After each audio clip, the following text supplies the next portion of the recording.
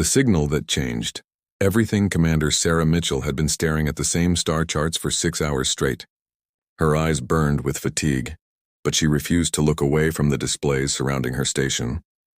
The exploration vessel Pathfinder had been drifting through the Kepler 442 sector for 3 months, scanning every frequency, analyzing every anomaly, searching for something that humanity had dreamed about for centuries, proof that we were not alone. Sarah was 38 years old and had spent half her life in space. She had joined the United Earth Space Initiative when she was just 19, fresh out of the academy with stars in her eyes and hope in her heart. 20 years later, that hope had faded into routine. Every day was the same. Scan, analyze, document, move forward. Empty space stretched in all directions, silent and indifferent. Her crew of 47 people felt the same exhaustion. They had volunteered for this mission knowing it might take years. They had left families behind, given up comfortable lives on Earth, all for the chance to be part of history. But as the months dragged on with no results, even the most optimistic crew members began to doubt. Lieutenant James Park sat at the communication station, his head resting on his hand. He was young, only 24, and this was his first deep space assignment. He had imagined exciting discoveries and alien encounters. Instead, he spent his days listening to cosmic radiation and the hum of the ship's engines. Then everything changed. The discovery. The signal came at 0347 hours ship time. James jerked upright in his chair as his console erupted with alerts. The sound was different from anything he had heard before. Not the random static of cosmic background noise. Not the predictable pulses of pulsars or quasars. This was structured, mathematical, intentional. Sarah was at his station in seconds. Her heart hammered in her chest as she watched the data streaming across the screens. The signal was coming from approximately 2.3 light-years away, far beyond their current position but close enough to reach with their faster-than-light communication array. She activated the ship-wide intercom with shaking hands. Her voice came out steady despite the storm of emotions inside her. All senior staff were to report to the bridge immediately. This was not a drill. They had detected something. Within minutes, the bridge was crowded with officers in various states of dress. Some had clearly been sleeping. Others had been in the middle of meals or exercise routines. None of that mattered now. They all stared at the displays showing the alien signal, their faces reflecting the same mixture of excitement, fear, and disbelief. Dr. Raymond Torres, the ship's lead scientist, pushed his way to the front. He was a small man with gray hair and thick glasses that he refused to replace with modern eye corrections. He said the glasses helped him think. Now those glasses reflected the glow of the alien signal as he studied the data with intense focus. After 10 minutes of analysis, he turned to Sarah with tears in his eyes. This was it. This was genuine extraterrestrial communication. The mathematical patterns were too complex to be natural. The signal repeated at precise intervals. Someone out there was calling and humanity could finally answer. Sarah made the decision that would change everything. She ordered James to send a response. They used the same mathematical patterns they had detected, adding Earth's own greeting sequences, prime numbers, the Fibonacci sequence, universal constants, everything humanity had prepared for this moment. Earth responds. The message took 6 hours to reach Earth through the quantum communication relays. When it arrived at the United Earth Space Initiative headquarters in Geneva, the entire building erupted in chaos. After 200 years of searching, humanity had finally made contact with an alien intelligence. Director General Elena Vasquez stood in the main control room, watching the data pour in from the Pathfinder. She was 61 years old and had dedicated her entire career to this moment. She had given speeches about it, written papers about it, dreamed about it. Now it was real and she felt completely unprepared. Within hours, every government on Earth knew. The news spread like wildfire. People poured into the streets in celebration. Churches held special services. Scientists gathered in universities and laboratories, analyzing every piece of data they could access. The world watched and waited. The response from the alien signal came 18 hours later. More complex mathematical sequences, followed by what appeared to be star charts.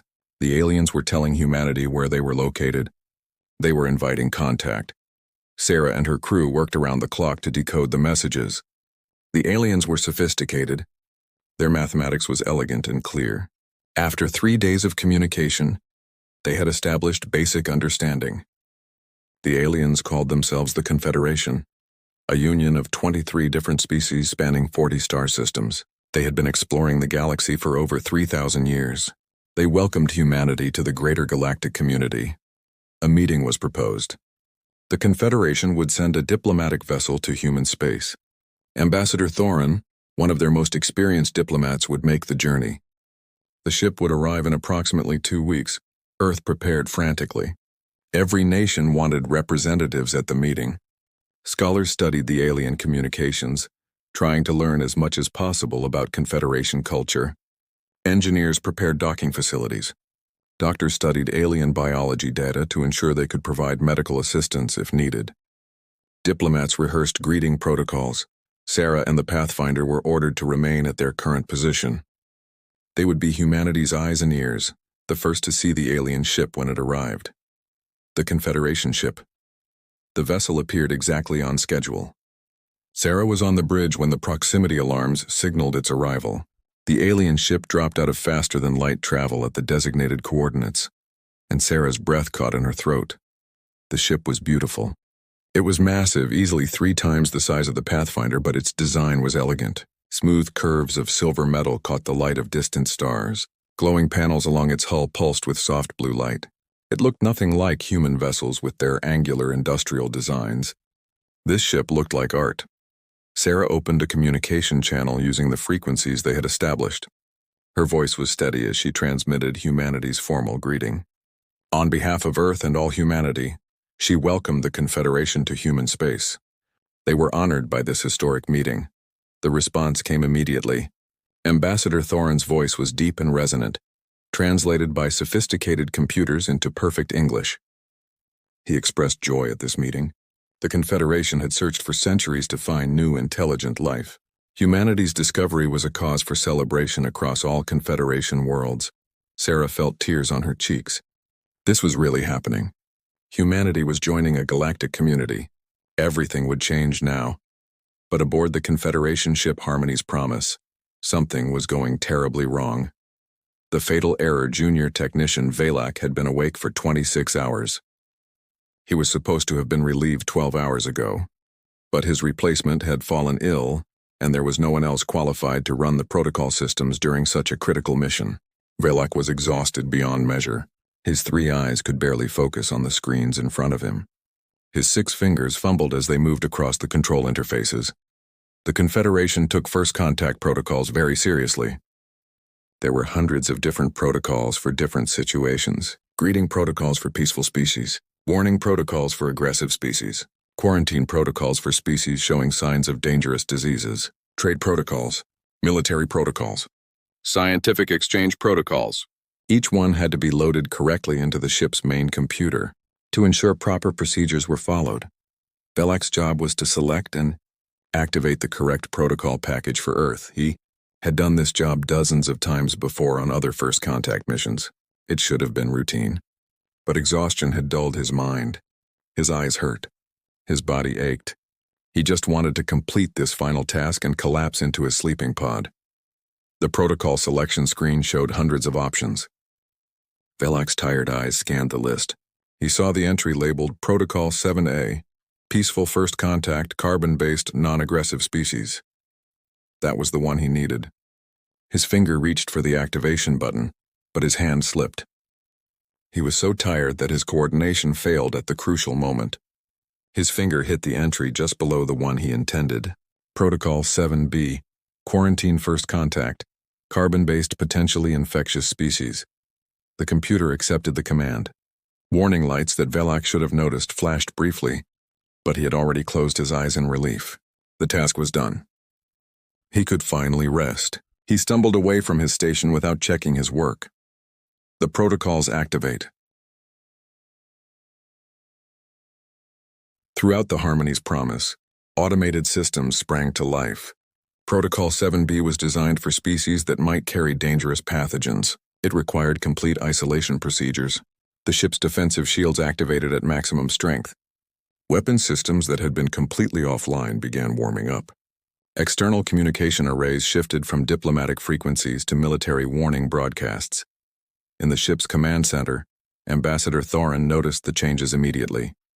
He was an old being even by Confederation standards. His species, the Korthal, typically lived for 200 years. Thorin was 176 and had conducted first contact with 14 different species during his long career. He had never seen protocols activate like this. He demanded to know what was happening. His officers scrambled to check their systems. Within seconds, they realized the mistake. Someone had activated quarantine protocols instead of diplomatic protocols. The ship was now broadcasting warnings to the humans, telling them to maintain distance or be fired upon. The weapon systems were charging automatically. Thorin felt cold fear grip his hearts. He had two hearts, both now beating frantically. He ordered an immediate shutdown of all weapons. He ordered communications to broadcast peaceful intentions on all frequencies. But the protocol was deeply embedded in the ship's systems. Designed to protect against biological threats, it had multiple redundancies and could not be quickly overridden. It would take time to shut down safely. Time they might not have. He tried to send a direct message to the human ship explaining the mistake. But Protocol 7B had already switched all communication arrays to military frequencies. His peaceful message was being broadcast on channels the humans could not detect. To human sensors, the Confederation ship had just gone hostile without any explanation. Earth's nightmare aboard the Pathfinder. Sarah watched in horror as the alien ship transformed before her eyes. The soft blue lights turned harsh red. Panels opened along the hull, revealing weapon emplacements that Sarah's military training immediately recognized as extremely dangerous. Energy readings spiked to levels that suggested the weapons could destroy the Pathfinder with a single shot. She tried to contact Ambassador Thorin again. She sent messages on every frequency she knew. Mathematical patterns. Simple greetings. Desperate pleas for explanation. Nothing came back except automated warnings in a language she could not understand. James frantically worked his communication console, trying every possible way to reach the aliens. Nothing worked. The Confederation ship continued charging its weapons, moving slowly but steadily closer to the Pathfinder. Sarah made the hardest decision of her life. She ordered emergency transmission to Earth. Code Black. First contact had gone hostile. The alien ship was preparing to attack. They needed help immediately. The message reached Earth in seconds. In Geneva, Director General Vasquez felt her world collapse. This could not be happening.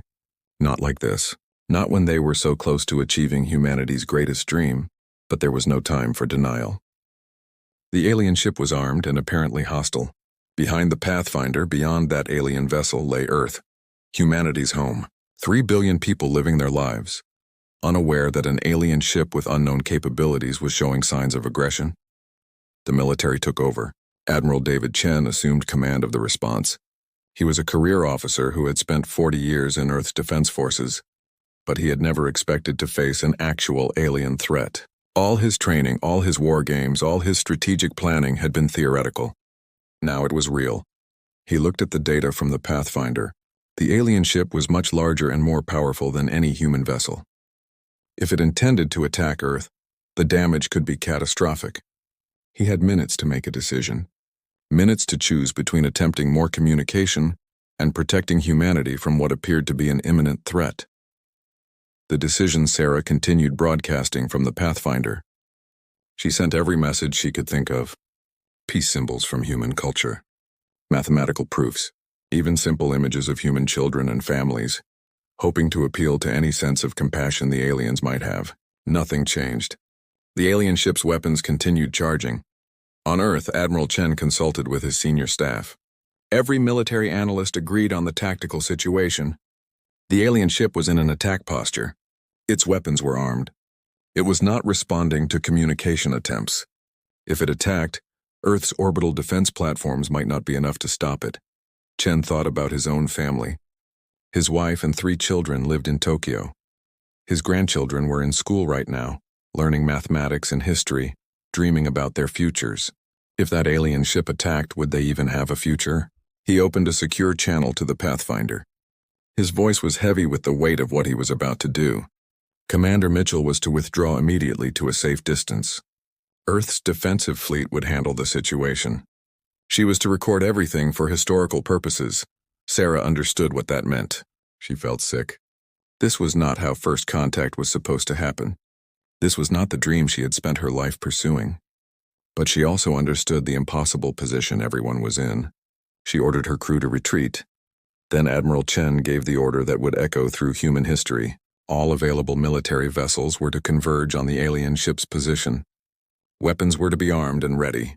If the alien vessel did not stand down within 10 minutes, if it continued showing hostile intent, they would fire. The ultimatum was broadcast on every frequency, in every language humanity knew, including the mathematical sequences the aliens had initially used. 10 minutes. That was all the time humanity could give before acting to protect itself. On the Harmony's promise, Ambassador Thorin worked desperately to override the quarantine protocols.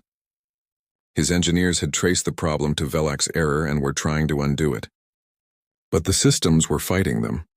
Every safety feature was designed to prevent quick changes during potential biological emergencies. They needed just a little more time they did not have. The 10 minutes expired. The human fleet, 15 ships carrying humanity's most powerful weapons, moved into attack formation. Admiral Chen watched the countdown reach 0. The alien ship still showed weapons charged and active.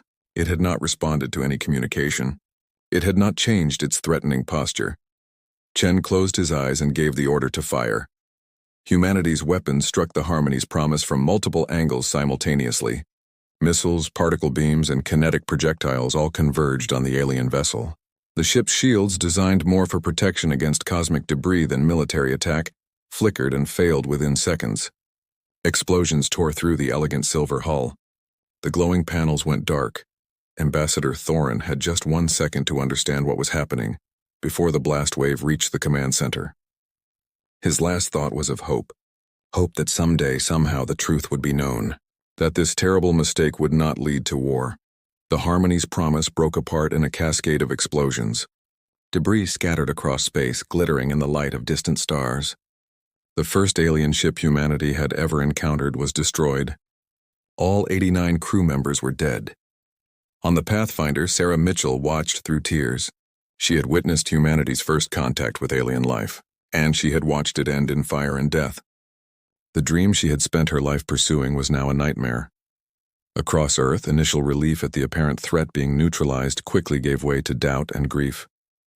Humanity had met another intelligent species, and the first thing humans had done was kill them. In the wreckage of the Harmony's promise, a data recorder continued broadcasting.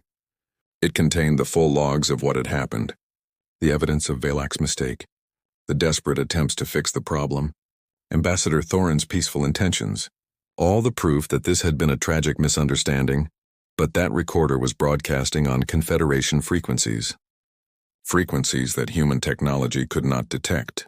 The evidence floated in space, unheard and unknown. And far away in the heart of Confederation space, automated monitoring systems detected the destruction of the Harmony's promise. Alert messages spread across 40 star systems. A diplomatic vessel had been destroyed by the newly discovered human species. The peaceful Ambassador Thorin was dead. The Confederation began preparing its response. 500 ships, an armada that would ensure such an attack never happened again. Humanity did not know it yet, but Earth had just 30 days before that fleet arrived. The galaxy had changed, and humanity had changed with it. The age of innocence was over. The age of consequences had begun. The world prepares Earth had never been so united. Every nation, every government, every faction that had spent centuries arguing and fighting now spoke with one voice. Survival. The alien ship was destroyed, but everyone knew more would come. Humanity had 30 days at most before the response arrived, maybe less. Admiral David Chen stood in the Global Defense Command Center, a massive underground facility built beneath the Swiss Alps. The room buzzed with activity. Hundreds of officers and analysts worked at stations arranged in concentric circles, all focused on a single goal: preparing Earth for war against an enemy they knew almost nothing about. The debris field from the destroyed Confederation ship had provided some intelligence. Recovery teams had collected fragments of alien technology, analyzed weapon signatures, studied the hull composition. What they learned was sobering. The Confederation was far more advanced than humanity. Their materials were stronger. Their energy systems were more efficient. Their weapons hit harder, but humans had one advantage. They were terrified. And fear made humans creative in ways the galaxy had never seen. Engineer Marcus Webb barely slept anymore. He was 43 years old, head of Earth's Advanced Weapons Development Division, and he had been given an impossible task: take decades of theoretical research and turn it into working weapons in less than a month. Weapons that could fight technology centuries ahead of human capability. Marcus had assembled a team of 300 of Earth's brightest engineers and scientists. They worked in rotating shifts 24 hours a day, turning laboratories into weapons factories. They stripped experimental spacecraft for parts. They repurposed mining equipment into missile platforms. They took every piece of alien technology recovered from the wreckage and reverse-engineered it with desperate speed. His most promising project was something they called the Lancer. It was based on human railgun technology, but enhanced with alien power systems they had partially decoded. The Lancer could fire a tungsten projectile at nearly 5% the speed of light. At that velocity, even a small projectile carried devastating kinetic energy. Marcus had no idea if it would be enough, but it was the best chance humanity had. The scientific race doctor, Amara Okonkwo, worked in a different kind of laboratory.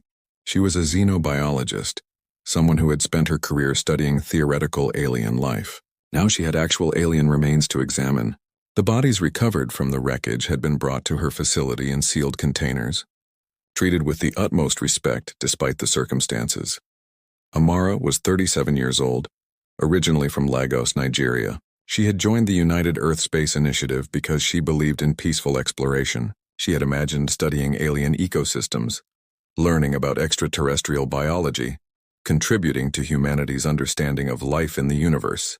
Instead, she was dissecting alien corpses to find weaknesses that could be exploited in combat. The being she examined had been identified as Ambassador Thorin. His body was remarkably well preserved despite the violence of the ship's destruction. He was humanoid in basic shape, but clearly not human. 3 eyes arranged in a triangle on his face, 6 fingers on each hand, 2 hearts in his chest cavity. His bones were denser than human bones, his muscle tissue more efficient. But what struck Amara most was the expression frozen on his face. Even in death, even across the vast differences between their species, she could recognize it. Surprise, confusion, fear. This being had not expected to die. He had not been preparing for combat. Whatever had happened, he had been caught completely off guard. She documented everything meticulously. Every biological detail might be important for understanding the enemy. But as she worked, a doubt gnawed at her mind. What if they had made a terrible mistake? What if this had not been an attack at all? Messages from Space Sarah Mitchell had not left the Pathfinder since the incident. She refused to return to Earth. She felt responsible for what had happened. She had been the first human to make contact, and she had watched that contact end in disaster. Now she spent every waking hour at her station, monitoring communications, searching for any sign of more alien ships. Lieutenant James Park had changed too. The young, optimistic officer who had first detected the alien signal was gone. In his place was someone harder, more focused. He had expanded his monitoring to every frequency he could access, determined that humanity would not be caught by surprise again. It was James who detected the new signals. Faint, almost imperceptible, coming from the debris field where the Harmony's promise had been destroyed. He called Sarah immediately. The signals were not natural. They were structured, repeating at precise intervals. Some kind of automated system was still functioning in the wreckage, still broadcasting. James worked for hours to isolate and enhance the signals. What he found made his blood run cold. The signals were on Confederation frequencies, channels that human equipment normally could not detect. But James had been studying the alien technology recovered from the wreckage. He had modified his systems to access those frequencies. Now he could hear what the destroyed ship had been broadcasting in its final moments. It was a log. A data recorder, and it told a very different story than humanity believed. Sarah listened to the decoded recordings with growing horror. She heard Ambassador Thorin's voice speaking calmly about peaceful first contact. She heard the confusion when the quarantine protocols activated. She heard the desperate attempts to shut down the weapons systems. She heard Thorin's final message, broadcast in the seconds before the human weapons struck. This is a mistake. We mean no harm. Please understand. This is a mistake. Sarah felt her world shatter. They had been wrong. The aliens had not been attacking. Something had malfunctioned on their ship. something that made it look hostile, and humanity had responded with overwhelming force, killing beings who had come in peace. She immediately transmitted everything to Earth, to Admiral Chen, to Director General Vasquez. To anyone who would listen, the evidence was clear. Humanity had made a catastrophic error. The investigation on the Confederation world of Sanctum Prime. Inspector Kilan was conducting his own investigation. He was a member of the Verath species, known throughout the Confederation for their analytical minds and commitment to truth. Kilan had investigated thousands of incidents during his 80-year career. He had never encountered anything like this. The destruction of the Harmony's promise had sent shockwaves through all Confederation worlds. Ambassador Thorin had been beloved and respected. His death demanded answers. The Confederation Council had authorized a massive military response. 500 ships to ensure that the aggressive humans were dealt with appropriately. But Kilan had asked for time to investigate first. He had access to all the data transmitted from the Harmony's promise before its destruction. He studied every detail, reconstructing the final hours of the ship and its crew. What he found troubled him deeply.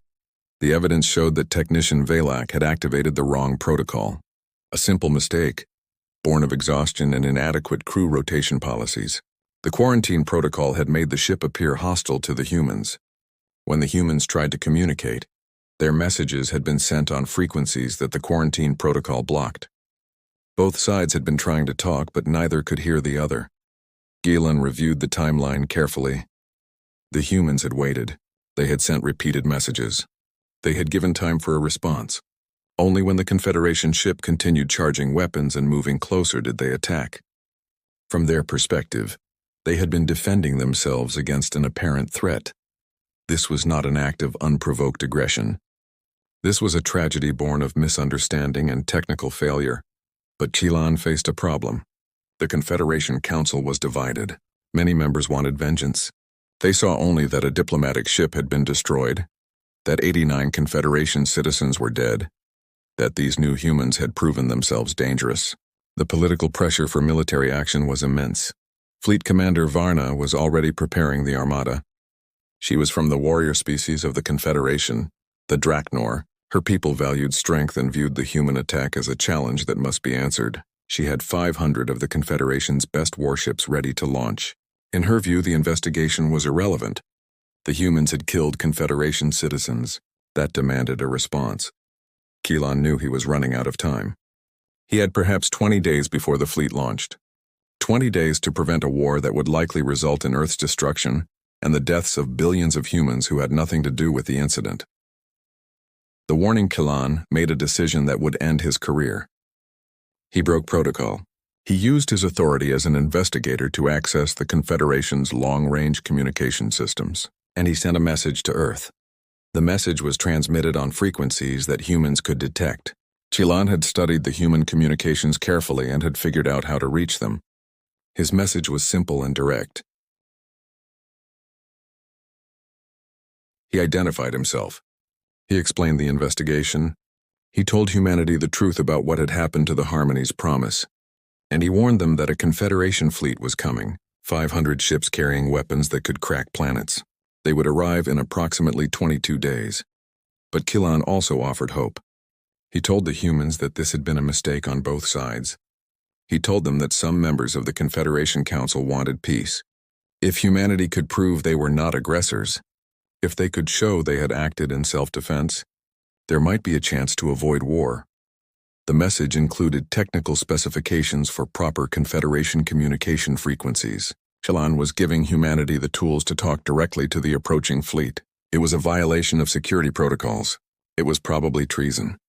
But Kilan believed it was necessary. When the message reached Earth, it created chaos. Some leaders saw it as a trick. Some saw it as proof that not all Confederation members were hostile. Admiral Chen saw it as an opportunity. He called Sarah Mitchell back to Earth immediately. She was the one who had first made contact. She had studied the Confederation communications more than anyone. If humanity was going to talk its way out of this crisis, they needed her expertise. Racing against time, Earth's preparations intensified. Marcus Webb's team completed the first batch of Lancer weapons. They were installed on 30 defensive platforms orbiting Earth. It was not nearly enough to fight 500 alien warships, but it was something. At least humanity would not be completely defenseless. Dr. Amara Okonkwo completed her biological analysis. She found no evidence that the Confederation species were naturally aggressive. Their biology suggested they were actually less prone to violence than humans. This supported the theory that the incident had been an accident, not an intentional attack. Sarah worked with a team of linguists and engineers to decode the communication specifications Keelan had provided. They built new transmission equipment that could broadcast on Confederation frequencies. For the first time, humanity would be able to talk directly to the aliens in a way they could clearly hear and understand. Director General Vasquez prepared a message to send to the approaching fleet. It was the most important communication in human history. She explained what had happened from Earth's perspective. She shared the evidence from the Harmony's Promise data recorder, showing it had been an accident. She expressed a deep regret for the deaths of Ambassador Thorin and his crew. She proposed peaceful negotiation. The message was transmitted on the new equipment, broadcast toward the incoming Confederation fleet. Then humanity waited. 22 days had become 15, then 10. The fleet was approaching rapidly. The fleet arrives Commander Varna stood on the bridge of her flagship, the Retribution's Edge. Around her, 499 other Confederation warships traveled in precise formation. They had crossed vast distances to reach human space. They were ready for battle, but Varna had also been receiving messages. First from Inspector Keelan, sharing his investigation findings. Then from the humans themselves, broadcasting on proper Confederation frequencies, sharing evidence and pleading for peace. And finally from Ambassador Thorin's family. Thorin's mate, a being named Solara, had sent a personal message to Varna. Solara had reviewed all the evidence. She had listened to Thorin's final words. She understood what had happened, and she begged Varna not to start a war in Thorin's name. Her mate had dedicated his life to peace. His death should not be the cause of more death. Varna was a warrior, but she was not stupid or cruel. She understood honor. She understood that attacking someone who defended themselves against a perceived threat was not honorable. It was simply revenge. When the fleet arrived at Earth's solar system, they did not attack. Instead, Varna broadcast a message on human frequencies. She acknowledged receiving Earth's communications. She confirmed Inspector Kalan's investigation had found evidence of the accident. She proposed a meeting. First contact, second chance. The meeting took place on neutral ground aboard a specially prepared station halfway between Earth and the Confederation fleet. It was the first time humans and Confederation members would meet face-to-face without weapons firing. Sarah Mitchell was part of the human delegation. She had spent her entire adult life dreaming of this moment, though never like this, never with the weight of 89 deaths hanging over everything, never with 500 warships nearby, ready to destroy her species if the meeting went wrong. Commander Varna led the Confederation delegation. She was impressive, standing nearly 3 meters tall with scales that shimmered like polished bronze. Her species, the Draknor, looked like something from human mythology. Dragons made real. Also present was Inspector Keelan, who had risked everything to give humanity a chance. And with him was someone Sarah had not expected. Technician Velak, the being whose mistake had started everything. Velak looked broken. His species normally stood tall and proud, but he seemed to have collapsed inward. He had volunteered to attend the meeting, to face the humans, to take responsibility for his error. The meeting began awkwardly. There was so much pain on both sides. The humans mourned what they had done. The Confederation mourned their dead, but slowly, carefully, they began to talk. Sarah told the story from humanity's perspective. The excitement of first contact. The confusion when the Confederation ship suddenly appeared hostile. The desperate attempts to communicate. The terrible decision to fire when no other option seemed available. Keelan presented his investigation findings. The evidence was clear. Both sides had made mistakes. Both sides had acted based on incomplete information. Neither side had intended for this to happen. Velak spoke last. His voice was barely a whisper. He told them about his exhaustion, his simple error, his failure to check his work. He said he would carry the guilt of 89 deaths for the rest of his life. He asked for no forgiveness because he knew he deserved none. Sarah stood and walked across the room to Velak. The Confederation delegation tensed, uncertain what the human was doing. Sarah reached out and placed her hand on Valek's shoulder in a gesture of comfort that somehow translated across species. She told him that she understood. She had been the one who first made contact. She had been there when the misunderstanding happened. She had watched the Harmony's promise be destroyed. They both carried guilt. They both had to find a way to live with what happened. The room was silent for a long moment. Then Commander Varna spoke. She said the Confederation had come prepared for war. They had the power to destroy Earth if they chose. But after reviewing the evidence, after hearing both sides, she saw no honor in that path. This had been a tragedy, not an act of aggression. The Confederation would not attack Earth. Instead, they would establish diplomatic relations. They would help humanity upgrade their technology to join the galactic community properly. They would create new protocols to ensure such misunderstandings never happened again. But there would be consequences. Ambassador Thorin and the 89 crew members who died would be honored. A memorial would be built on Earth, paid for by humanity to ensure the tragedy was never forgotten. Valek would work with human engineers to design fail-safe systems that would prevent protocol errors in the future. His mistake would become the foundation for better safety systems. And Earth would send its own ambassadors to the Confederation worlds to begin the slow process of building trust and understanding.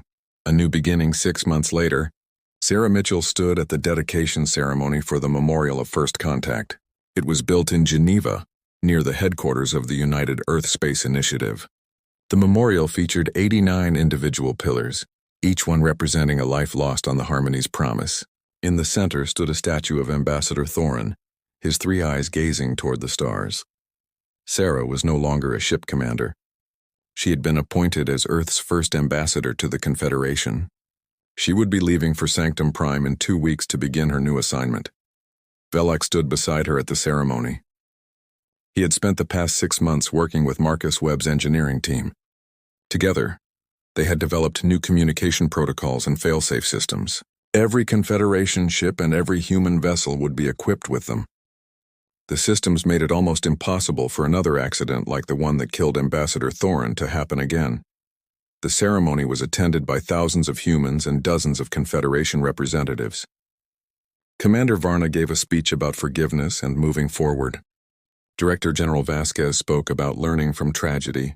Solara, Ambassador Thorin's mate, lit the memorial flame that would burn eternally. When it was Sarah's turn to speak, she talked about dreams and nightmares. She told the crowd about her lifelong dream of meeting aliens, and how that dream had become a nightmare when first contact ended in death. But she also talked about second chances, about how humans and the Confederation had chosen understanding over revenge, peace over war. She spoke about the blunder that had changed the galaxy. A simple mistake by an exhausted technician, a misunderstanding amplified by incompatible communication systems, a tragedy that almost became a war. But instead it had become a lesson. The galaxy was vast and complicated. Different species would make mistakes. There would be misunderstandings.